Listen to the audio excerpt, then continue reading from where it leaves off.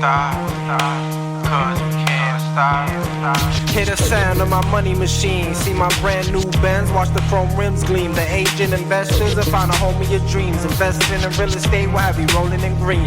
With the power and the knowledge at our fingertips, we are here to share and help get you rich. Eating fancy dinner, driving expensive whips, working out your brain like chest pressing dips. Stop leaning on the books and the courses you book. The conversations we have cannot be taught. Tune into the podcast with Louis and Lamore. Our knowledge combined won't sell you short. And I'm out.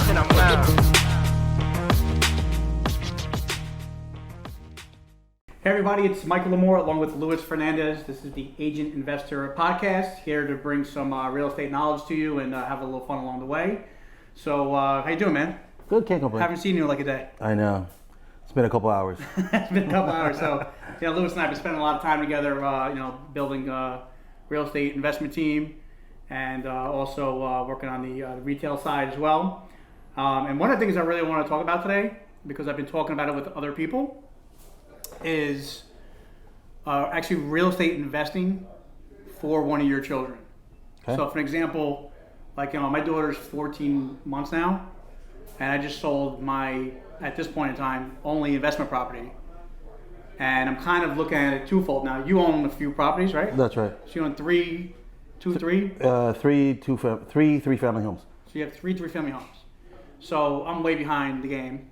But my thought process is to take the proceeds from the property I just sold, maybe go out and buy something for like $150,000, very inexpensive, strictly for my daughter, because with a price point that low, the down payment's gonna be very low and it doesn't have to kill my pockets. Right. And, so basically if I buy something for $150,000, put down 20-25%, then when she's 16, 17, 18, 19, 20, she should have over $100,000. No, it'll be paid off, hopefully, right? Or paid off. I mean, obviously, if you add a couple extra payments and knock down the principal, but the idea is having something there for her. Right.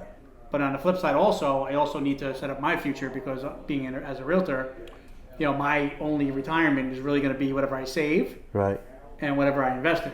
And correct me if I'm wrong.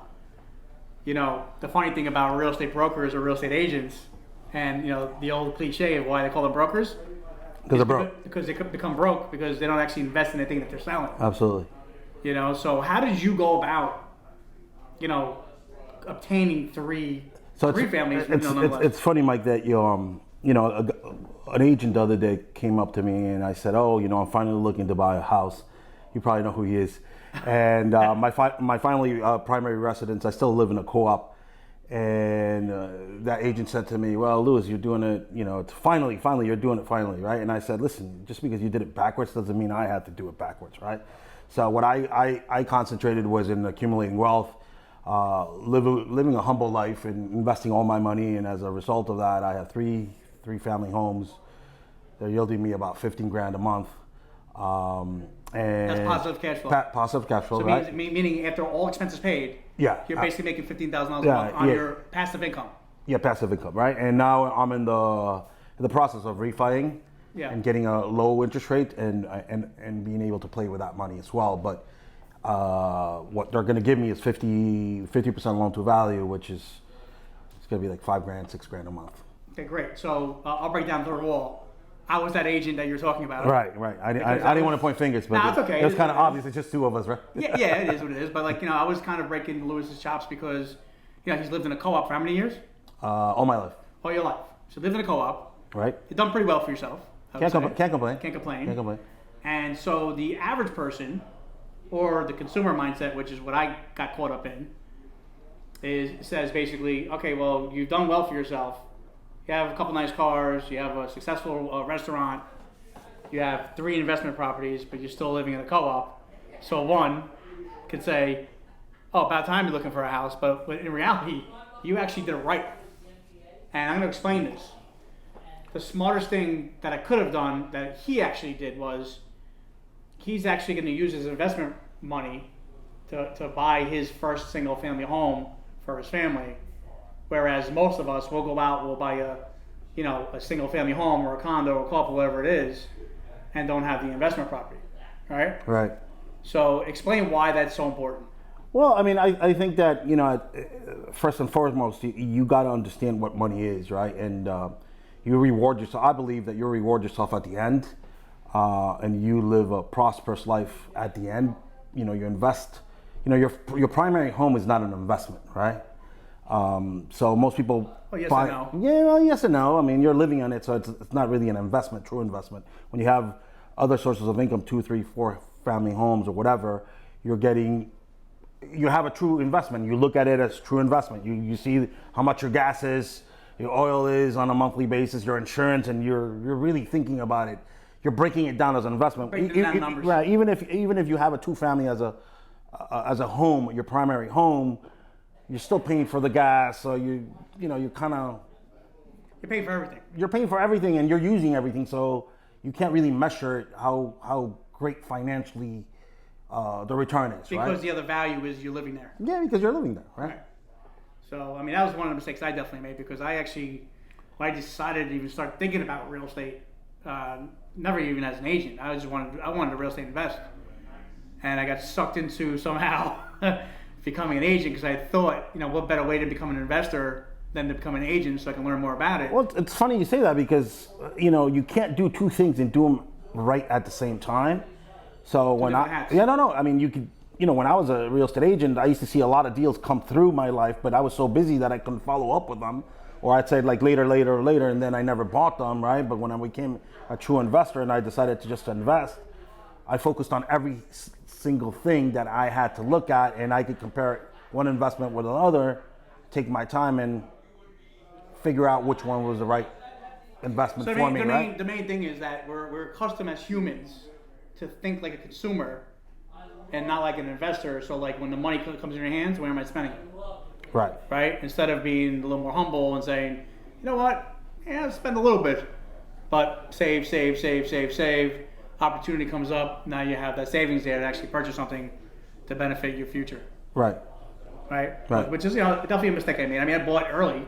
Bought my first home. Well, I mean, I don't think there's a mistake. I mean, I think we learned. I could think it's been a little better. Right. Yeah. No. Listen. Like it's a mistake. In my mind, it's a mistake. We learned through the process, right? And unfortunately, some of us don't have a career or a path, right? Nobody teaches you what to do when you start coming into money, and it's easy to spend the money, right? Yeah. Versus invest the money, right? Because it takes more discipline to invest the money than to spend the money, right? I remember when I first started in the business, I was making good money, and a couple of my buddies bought $1 million houses, and I was in a co-op, and I'm like, what are they, crazy? Right? And years later, they started losing it because of, the market, the correction of 2007, right?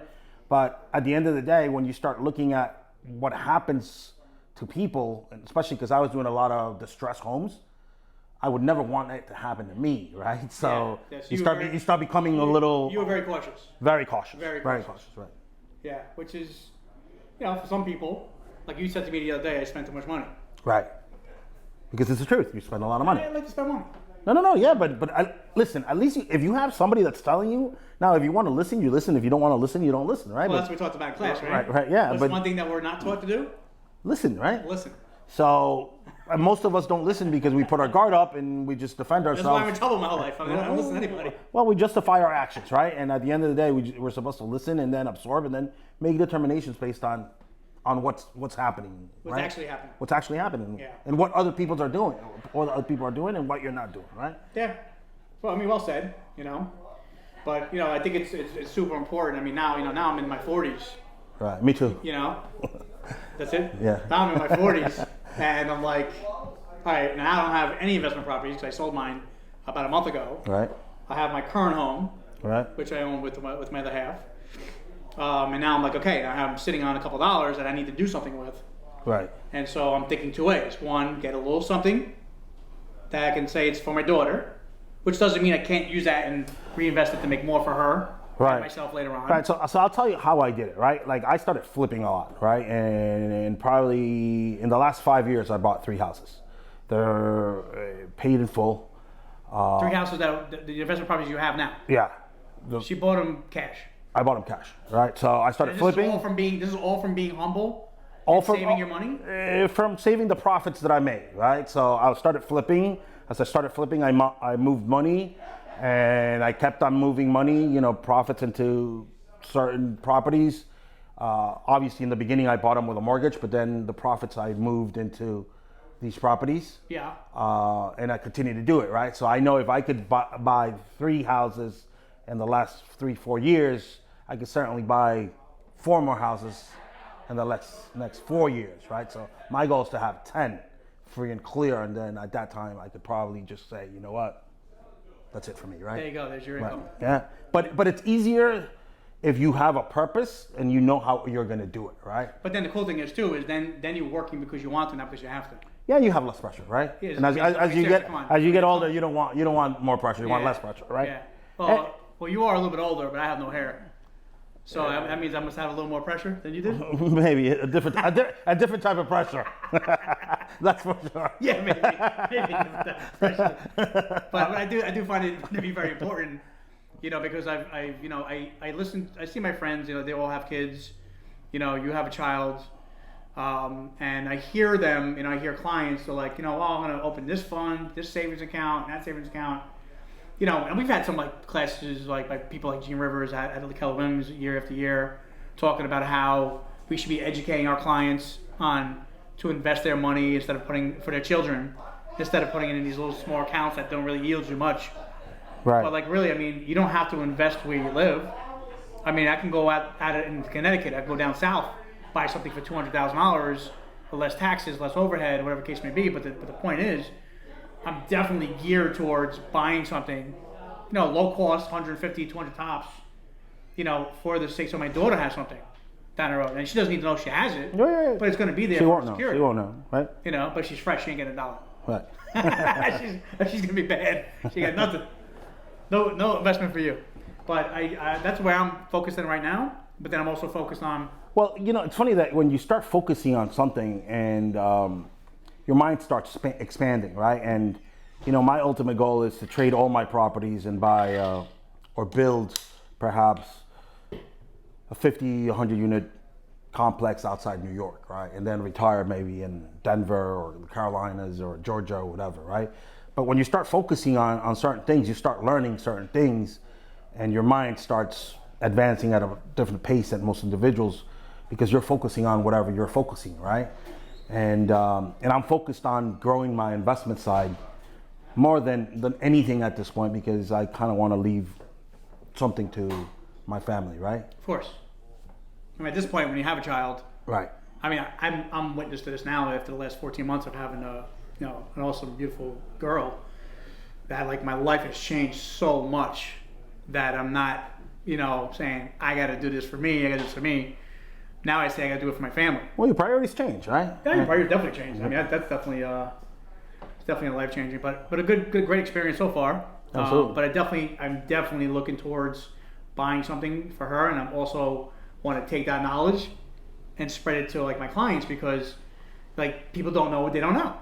Right. And they don't know that you don't have to have hundreds of thousands of dollars in the bank. Yeah, there's a misconception that you have to be a millionaire to start investing, which is really not. It's really not. It's really not. It's really just kind of allocating some funds, not as loosely as you used to, and saying, okay, great, instead of building up this account, in the bank that's going to do nothing, let me just build up to this and then take this, invest it in here, have a tenant in there, pay it down, and then here I have college tuition for my child. Well, it's funny because if they want to go to college, which honestly, this day and age, I would not send my kids to college. I would. I definitely wouldn't.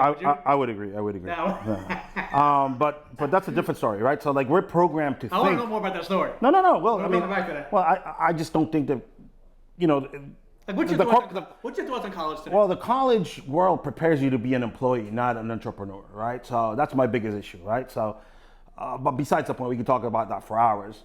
To me, it's about creating something different, right? And and thinking in a different way, right? And when you start doing investments, you start thinking in a different way. I remember was in the corporate world, I would put 15% of my salary, I don't even remember how much it was, into a 401k because people said, oh, this is the thing to do. Yeah. And at the end of the year, I would look at my account, it was the same that 2 years ago, right? And I didn't understand it. And I didn't care to understand it, to be honest with you, because I couldn't control the 401k and the mutual funds. Right. It was beyond my control, right? The beauty about real estate is that you can control how much you put and you could put unlimited amount of money, right? And there's special programs that even incentivize you not to move the money around, like a like-kind exchange, a 1031 exchange, where you don't, you deferred your gains and you just keep them within, right? So it's kind of like what people are talking about in the news recently. right. Somebody is getting accused of not paying taxes recently. I don't know if you saw that in the news. Yeah. Now, the first thing I saw was, He hasn't paid. Obviously, there's a debate. Obviously, this podcast will be aired a little bit later on, but the first presidential debate is going on tonight. Yeah. Right? And I know it's kind of a no-no to talk about politics and real estate, but yeah. I am who I am. Yeah. So I don't like to talk about politics. Oh, that's all right. But he didn't pay taxes. So it's okay, right? That's right. Well, the point is this, right? And this is just my opinion. You tell me if I'm wrong with this or if you have a different view. There's somebody right now that's getting accused of not paying their taxes. Now, the first time I saw somebody post that in a negative way, the first thing that went to my mind was, totally business. Like if you understand business and you have profit and losses, you are by law permitted to write off or show losses here, and here, depending on how many businesses you have, right? Right. Also, there's a thing called tax deferments, right? Mm-hmm. Where, like for example, I have a SEP IRA, which is a retirement fund for somebody that's, say, self-employed. So, for example, if I go off my norm, say I have to pay $50,000 in taxes this year, I can take, for example, don't hold me to the numbers, I can take 20,000, say, out of that 50 and put it into my retirement instead of giving it to the government. Right. That's a tax deferment. Yeah. Okay, so I feel that when I saw posts like that and people complaining about this certain person not paying their taxes, that are they leaving out the fact that they don't understand that this person has several businesses that he's allowed to write off? I mean, is there any ability to that? No. What you need to understand is 99% of the population is programmed to be an employee, and they'll never understand write-offs, and they'll never understand anything, right? So that's why just 401ks is all this stuff, right? People just invest. Yeah. But real estate is completely different, right? And there's a lot of things that you can do and achieve with real estate that you can't achieve with depreciation. I mean, there's so many things, right? There's so many things. Yeah. There's so many things. I agree with that. I agree with that whole thing, but I just think that people, in general, people don't know what they don't know. They don't know what they don't know, but right. they also react emotionally when not knowing all the facts. Yeah. Because if you don't know that on the business side, there's nothing wrong with that. I mean, listen, if you are an employee, there's nothing wrong with being. I was an employee my whole life. Right. My whole entire life I was an employee up until I got into the real estate game. In my 30s. I'm in my 40s now, so I've only been doing it, full time for 8 years and involved in it for 10 plus years. But you don't know it unless you start doing it. If you start doing it, you start seeing what you can do. Right. I can make $150,000 or write off $100,000 and show that I'm making 50. Right. Right. Now I choose not to, because I choose to show more and pay more taxes. Because if I don't show more and pay taxes, then I'll never be able to get a mortgage or get a loan to pay for a property that I may want to buy. Because you can't have it both ways. Yeah. Right. Yeah. So I would definitely label that whole situation as a lot of misconceptions there. Well, I mean, people don't know enough, and that's the sad thing. I mean, people, it's funny when people start investing on the stock exchange, they have no clue when they should really be investing in real estate, right? That's something I know nothing about. I know nothing about stocks or trading things. Do you know anything about that stuff? I did till I lost all my money. Is that why you're sticking to real estate? I lost all my money in what was it, 2000? So you're gambling. No. Listen, I thought I knew, and I didn't really know, and I started playing, and then I found real estate, and most people retire with most equity out of their home than a 401k, right? So when I started hearing those numbers and those, then I was like, listen, I just got to invest in real estate. It makes it. It's a safer long-term investment, yeah. Absolutely. Right. I mean, is there anything else you'd rather invest in than real estate? No. Nothing. No. Interesting.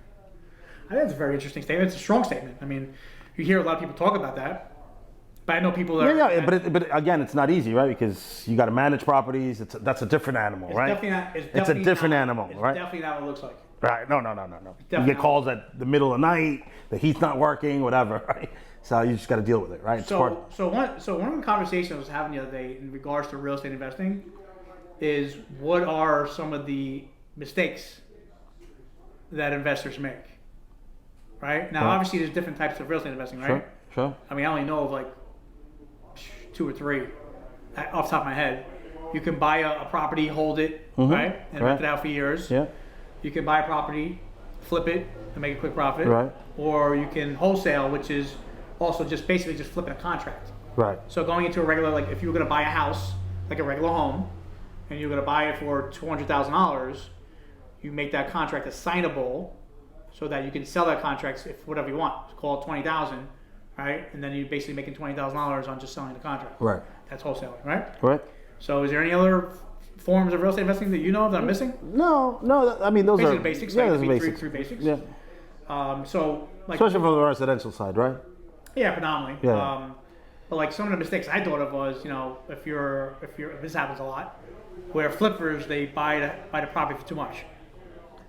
I'll tell They you. overpay. Yeah, most people overpay.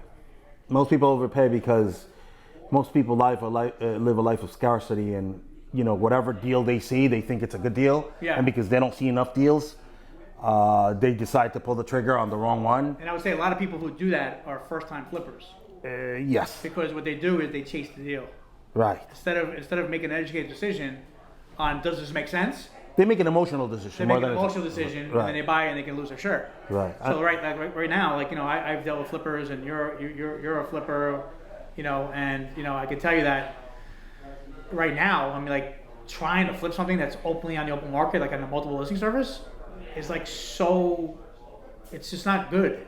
I mean, because like everything's so inflated, and you get this one person that go out there, and they'll overpay for it, and it really becomes an ego move. And then it's like there's nothing left for anybody else. Yeah, well, I mean, again, right? Like anything that's in the open market's probably not a good deal, unless it has a lot of hair, title issues, whatever, right? They have to do a lot of problem solving there, which takes a lot of time. Right. Which is also a cost. And I'll tell you, even when I used to go to the auction, like I would see the auction's closed now, obviously, right? But I would see a lot of experienced investors, which are only fishing in that pool, Yeah. overpay, right? Because they had no other sources of where to obtain deals. So, But it becomes an ego game. not only becomes an ego game, but that's only your only source. So if that's your only source, you can't compare it to any other source. So you just want to get properties. And there's a lot of people, very, very wealthy people that are paying, and they don't care about paying extra, right? Yeah.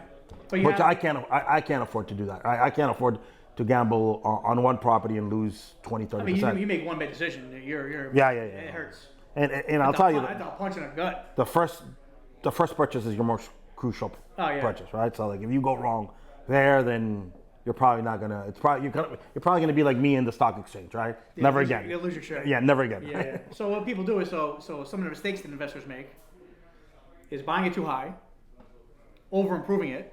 Right. Meaning, so a lot of times they'll just make it too nice with the crown moldings and all this stuff because they actually get emotional about it.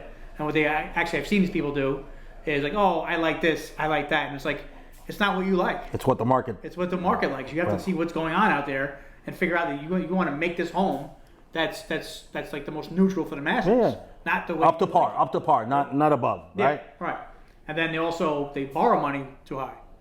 Yeah, I'll tell you, there's a lot of people that do hard money. I'm not a hard money guy. Have you ever used hard money? I've used it a couple times.